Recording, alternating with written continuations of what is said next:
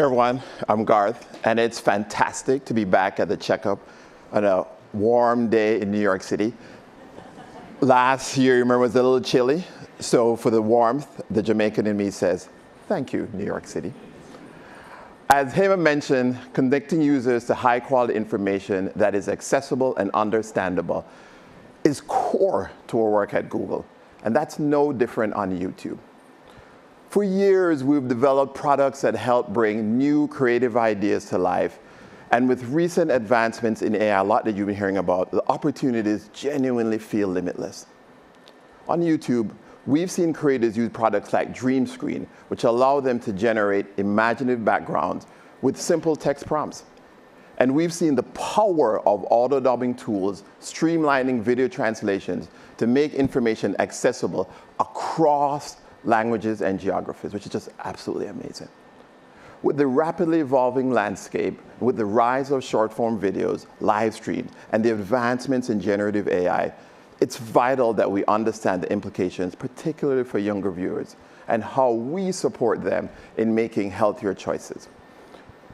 We believe the only way to be truly bold in the long term is to be responsible from the very start. This means addressing the risks and maximizing benefits for people and society. One of the most important areas where this is top of mind to us is when it comes to our younger viewers. Like many of you, I'm not just here as someone who works in the healthcare tech industry. I'm also here as a parent. I'm constantly thinking about the role digital technology plays in my children's lives. However, we must also acknowledge that access to and the impact of digital technology isn't uniform. Regardless of their background, everyone has the opportunity to thrive in the digital age, and providing equitable access to resources and support is key. The concept of equity is key. It's imperative we build solutions and partner with experts in the industry to meet the evolving needs of technology and society. That's why I want to focus on a topic close to my heart, the role of online video in the lives of young people and how we help them to navigate this in a new AI landscape. From families around the dinner table, your families, my families, to classrooms, the topic of screen time and its impact on youth is a conversation happening everywhere all the time, and I know many of you agree.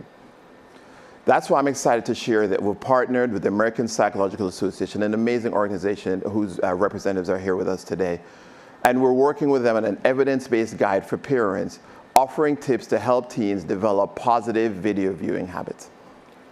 This guide, rooted in research and compiled by an APA expert panel of child psychologists and specialists, examines how video content across all platforms and services affect adolescent development, mental health, and well-being.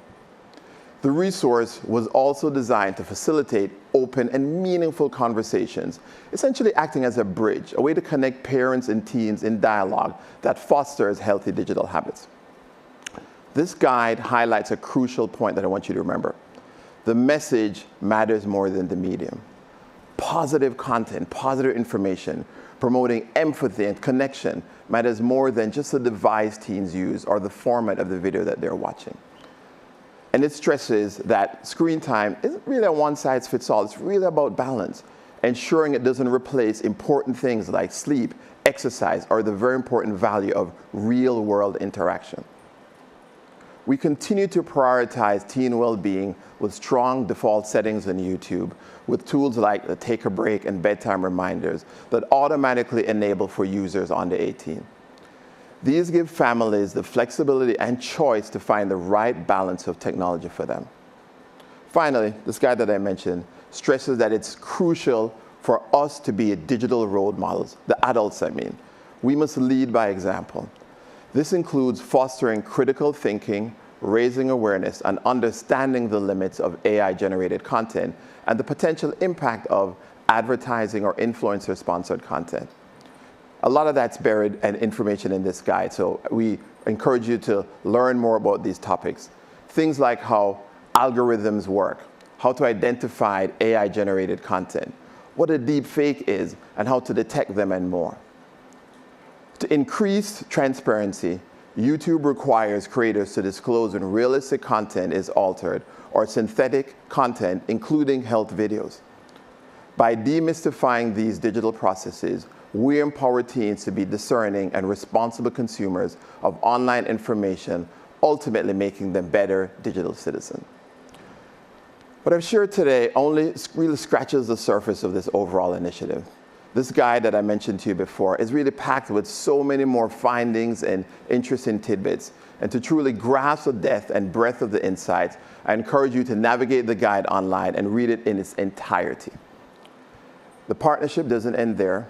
I also want to share with you that in coming weeks, the APA is going to release a video series showcasing how to put these learnings into practice with real-life examples, such as creating teachable moments with your teen and navigating discussions around, again, things like deepfakes.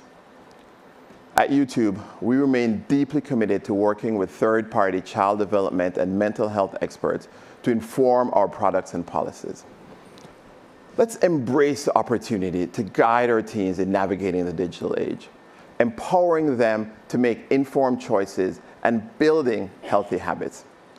As we navigate this evolving landscape of generative AI, we're committed to fostering a safe and informative environment for all users. I believe that by working together, we can create a brighter future and digital future for all, including our kids.